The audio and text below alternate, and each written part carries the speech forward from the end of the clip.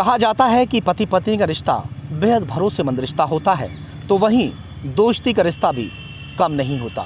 अगर बचपन से किसी से दोस्ती हो, हर एक राज उसको मालूम हो, तो कहीं ना कहीं वो दोस्ती काफ़ी लंबे समय तक चलती है। आज हम आपको एक ऐसा किस्सा बताने जा रहे हैं। पत्नी और दोस्त ने मिलकर एक इंसान को इस तरह से मौत दी कि एक बार को मौत भी कांप जाए। पहले उसको गला घोंटकर मौत के घाट उतारा गया, उसके बाद उसकी लाश को कई टुकड़ों में काट दिया गया और उसको गलाने के लिए केमिकल का इस्तेमाल करने की कोशिश की गई। उसी दौरान वहाँ ब्लास्ट हुआ और ब्लास्ट होने के कारण पूरे केस का खुलासा हुआ। मामला है बिहार के मुजफ्फरपुर के सिकंदर नगर का। वहाँ पर एक राकेश नाम का 30 वर्षीय युवक रहता है, जिसका एक बचपन का दोस्त भी उसके साथ रहता था और वो बचपन से हर एक राज के बारे में उसके जानता था। जो राकेश है वो शराब तस्कर कभी हुआ करता था। बिहार में शराबबंदी होने के बाद भी वो शराब का काम बराबर करता रहा, चोरी छिपे काम करता था, जिसकी वजह से वो पुलिस की रडार पर रहता था और पुलिस के रडार पर रहने के कारण वो इधर उधर दुबक छुपक के अपना टाइम जो है वो काटता था।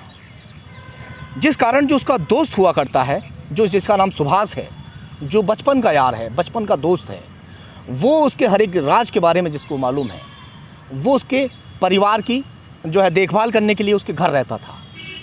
वो उसकी पत्नी के पास रहता था क्योंकि वो वफादार था। उस पर पूरा जो राकेश है उसका पूरा यकीन होता है कि जो सुभाष है उसके साथ कभी धोखा नहीं कर सकता। अब सुभाष और उसकी पत्नी राधा, जो राकेश की पत्नी है, राधा और सुभाष में आपस में नाजायज़ संबंध हो जाते हैं, प्यार हो जाता है। अब इस दौरान दोनों एक दूसरे के साथ एक पति पत्नी की तरह भी रहते थे। पूरे समाज को मालूम था, पूरे रिश्तेदारों को मालूम हो चुका था। अब इस बात की भनक राकेश को भी लग जाती है। किसी तरह से राकेश पहुंचकर उन्हें समझाने की कोशिश करता है, मगर वो लोग बाज नहीं आते हैं। हालांकि वो अपनी सफाई भी पेश करते हैं कि हमारे आपस में इस तरह की कोई संबंध नहीं है, लोगों ने ऐसे ही अफवाह उड़ा दी है, मगर सच्चाई कभी छिपती नहीं है। राकेश को एक दिन अचानक, जिस तरह राकेश चोरी छुपे घर में आया करता था, तो राकेश इसी तरह से अपने घर में रात को एंट्री करता है।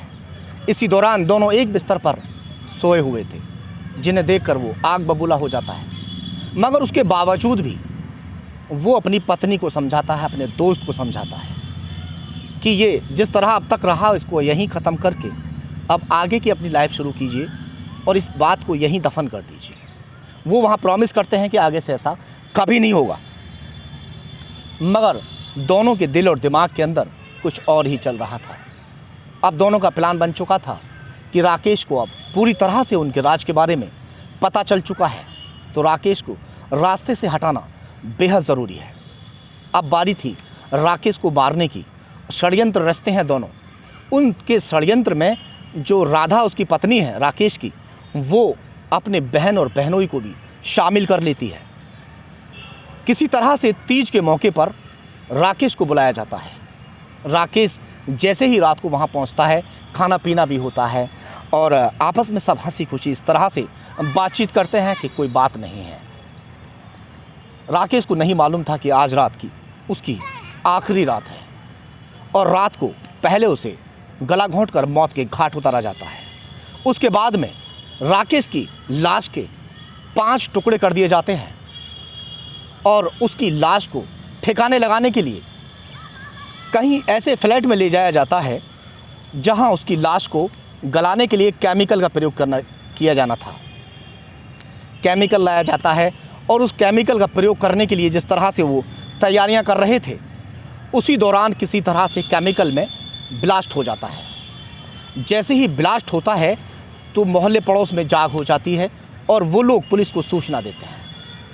मौके पर पुलिस पहुंचती है और पुलिस ने जैसे ही वहां का नज़ारा देखा तो पुलिस भी दंग रह गई, क्योंकि इस तरह का नज़ारा, लाश के टुकड़े वहां पर बिखरे हुए थे। एक राक्षस की तरह उसको बुरी तरह से मारा गया था, जैसे कि किसी अच्छे भले दुश्मन को भी कोई दुश्मन ना मार पाए। जैसे ही राकेश के भाई दिनेश को इस बात का पता चलता है, दिनेश मौके पर पहुंचता है और थाने में 4 लोगों के नाम FIR दर्ज कराता है और फिलहाल पुलिस मामले की जांच में जुटी हुई है।